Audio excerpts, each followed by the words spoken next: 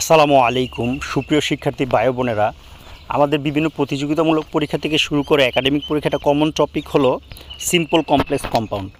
Simple complex কম্পাউন্ডের ধারাবাহিক আলোচনায় আজকে রুল 11 নিয়ে আলোচনা করব।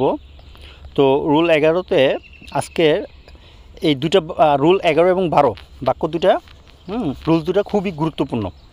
এটা আমরা অনেকেই ভুল করে থাকি। তো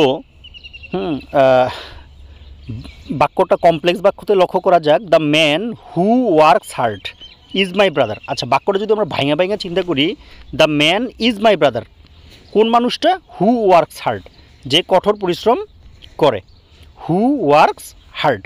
তাহলে মূলত বাক্যটা হলো দ্য ম্যান, মূলত বাক্যটা হলো the man is my brother, আর মাঝখানে এক্সট্রা হলো হু ওয়ার্কস হার্ড, এই জন্য এটা কমপ্লেক্স হয়েছে।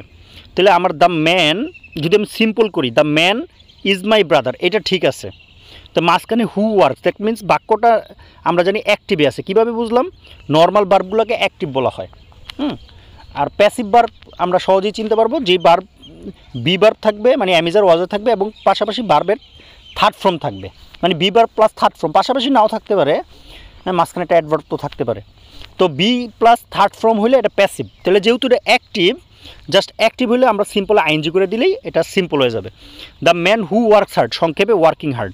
যদি বলতাম the man who plays football, তো সংক্ষেপে বলতাম হু উঠাই দিয়ে প্লেয়িং ফুটবল, আর এক্সট্রা যা আছে তাই। আর কম্পাউন্ড তো খুবই সহজ। তাহলে কী হবে? The man who works hard জায়গায় the man works hard and he is my brother, কারণ আমরা কম্পাউন্ড সহজেই অ্যান্সার করতে পারি মাঝখানে and or but so use করে।